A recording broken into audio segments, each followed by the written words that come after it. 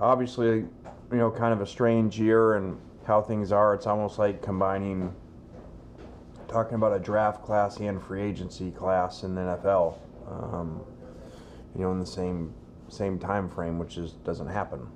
So, we just tried to make the best of the situation. As you can see, we added a lot of transfers, especially late, and that's just a goal we set out a while back. Losing some significant players and having some issues at some position groups. So, and they gave us, the extra room, the NCAA, of signing more people in this class. So that made it easier to add the transfers. So, it's not even over. We're still kind of, in the transfer world with a few spots left. Congratulations to Lincoln Riley. We can now transfer. We're trying to work on a graphic to transfer the Tiger King outfit to him after they just told me he got Caleb on the way in here. So we can change that title over to him.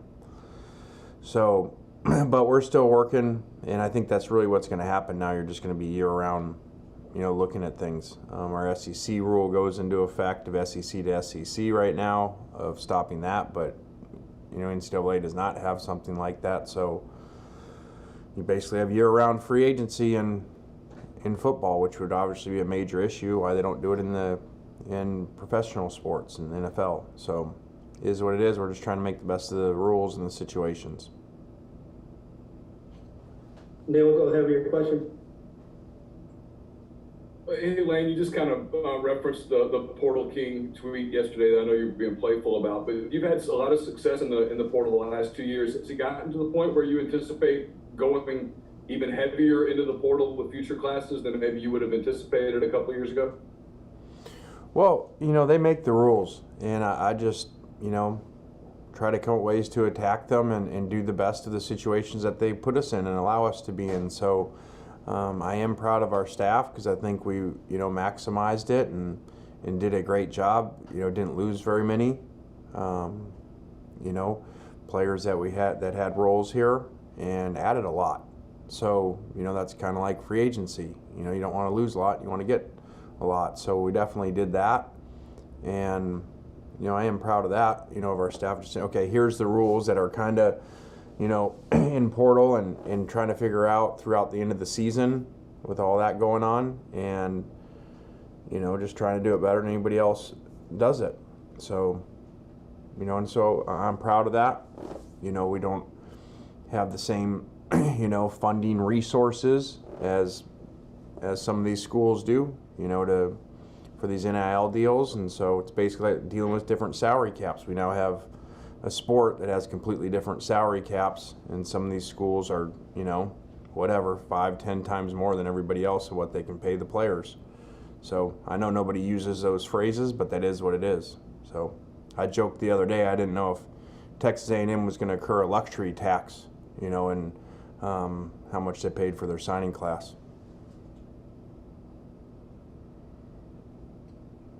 Nick, go ahead. Lane, you've talked a lot in the past about not trying to sign specific positions of needs, but just trying to go after the best players. How did you kind of handle that in the portal, particular positions like quarterback and running back, where you did have pretty big needs? Well, it's like there's specific needs that you're trying to do, and then there's also best available, and the thing about it that's strange, it's not like grad transfers where those are, positions of need immediately, that you take. Now that it may be a grad transfer, it may be something that has 4 years to play. So it's very, it's very just unique and challenging to figure that out. And, there's no evidence of how to do it and what's worked. So, we're just trying to be cutting edge in how we're doing it and putting together a roster. Michael Katz. Lane, obviously one of those big name transfers is Jackson Dart. I know you've had a lot of praise for Luke Altmaier, especially, given the circumstance he was put in the Sugar Bowl. Can you sort of take us through the process of bringing a guy of Jackson's caliber in, and do you see this as an open quarterback competition between Luke and Jackson? Yeah, and Kincaid Dent's in there. This is a very open competition, and just because the social media world and pictures and tweeting and all the stuff that is now that we do, that helps in recruiting, that helps other people, other kids see it, for classes to come.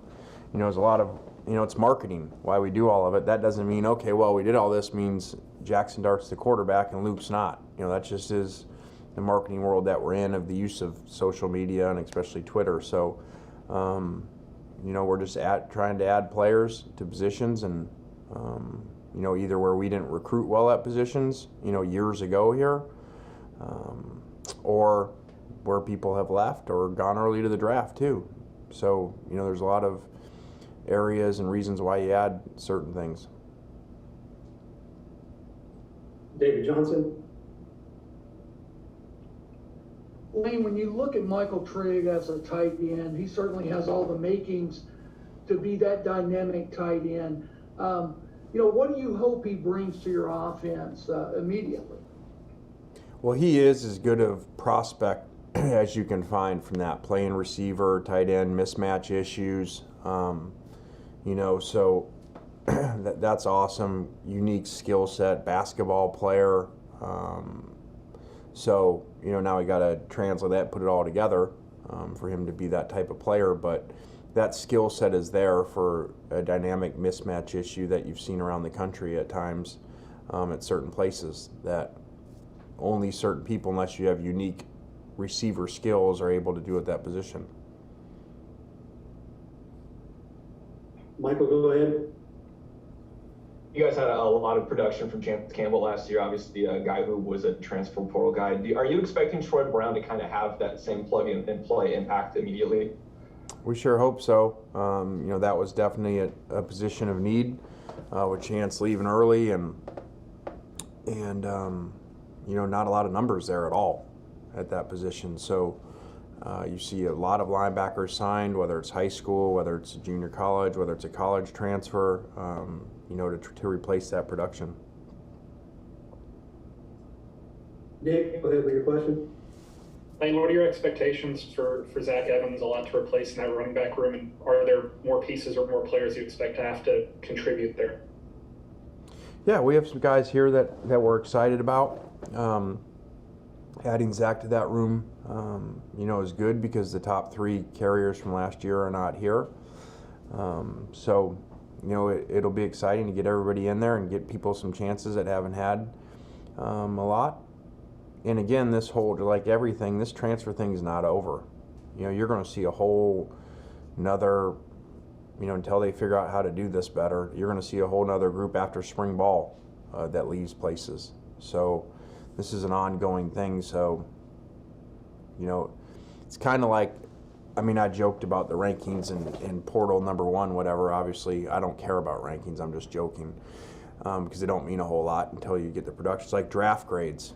But now you're going to give a draft grade, but yet these things are going to keep going. Like, look at last year. We added a starting center right before camp. So you're going to continue to see things adjust and rosters adjust all the way up till training camp. Ross Dellinger with the next question. Lane, you just kind of mentioned it there that this is going to happen until they fix it or can figure out a way to do it better. How can they? I know that there's been some talk about putting closed and open windows like you have in NFL free agency. What are your thoughts on how to fix this? Well, they probably got to do that, like you said. That's I always say, look to people that have done it a long time. They know what they're doing. The NFL knows what they're doing. It's not open free agency all year round for a reason, and you got long-term contracts for a reason. So, kids can't leave at any point of any year all the time. So, and somehow they're gonna, I bet, try to control NIL, because now you got, like I said before, you got these salary caps of places, giving players millions of dollars to play before they ever play, and other places not being able to do that. So what would what would the NFL look like if there were a couple teams in the NFL that their salary cap was 10 times more everybody else's salary cap? You know? So that's where you're headed. So they're going to have to do something. Or, I guess they don't, but it is what it is. Nick Suss. Off topic, Lane, but first time we've talked to you since you hired Chris here. Just kind of what was the conversation of getting your brother on board, and what do you expect him to bring to defense? Well, I think he's been a lot of places, and, you know, ran our defense at FAU, and we were really good that year, and then went to the NFL since then and learned a lot of different places, had really good players, and so that makes it easy to recruit to. And having been here before when they were really good, I think is good for in recruiting for players to know, okay, hey, he coached these guys that were here before, and so glad for that. Well, we've made a lot of hires. And, you know, people could say in recruiting, well, hey, look, everybody's leaving and everything. Well, no, they're going to really good jobs, and a number of them, you know, whether it's alma mater or town they're from, you know, that happens, just like the year before. And when you win, it happens. So Alabama loses a lot of coaches every year, and they're pretty good. So I think that's a really good problem to have, that people keep wanting to take our coaches, strength coaches, personnel people, you know, so I think that's a good thing. It's a lot better than the other problem when no one wants your guys and you're winning 3 games. Neil McCready with the next question. Elaine, I have 2 questions, but one of them I wanted to follow up on what Ross just asked. Are you kind of hoping that that's a congressional thing, that they step in and legislate limits on NIL, that thing, or do you think that the whole all-for college football czar or commissioner or whatever, that would be that role? I don't have that answer. That's way above me. I just think that you have an issue. You know, it's why a long time ago they made signing classes 25, so everybody was on the same page with that. So, you know, so at some point you're going to have to do something, because again, there's schools that have no shot to recruit certain high school players because you're going to get paid. You know, I mean, you know, if a class has an average of, you know, a freshman class coming in of $25 million for their class, that's $1 million a person throughout their course of time. They're, you know, in free agency in the NFL, players usually go to the most money. Every once in a while they don't, because they already have a bunch of money. Well, these kids are 17, 18 years old. They're going to go to where they're paid the most. So I'm not complaining. It just is what it is. Whenever there's things created, there's a lot of times problems people didn't think about. You know, and so you just legalize paying players what people used to cheat. And then my other question was just about the spots that you have remaining. Is it best available, or are there still some areas of need that you kind of feel like you've got to address between now and August? I think it's a mix. You know, there's not dire needs now, but, you know, it's best available, but at the same time, we're going to take into account what position too when it's that late. Jake Thompson. Hey Lane, what did you see in JJ? You kind of want to bring him back to Oscar, but into Ole Miss. I know D-line is kind of new to him, but what did y'all see out of those first couple of years from him?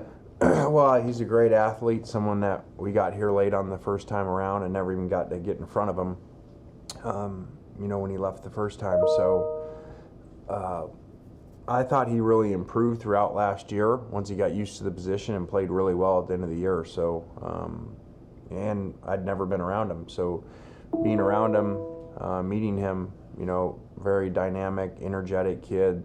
And so we lost a number of those guys, you know, in this class that were really cool, energetic guys, from the quarterback to Braylon Sanders, Mark Robinson, Chance, a lot of these guys. And so, you know, it's good to add some.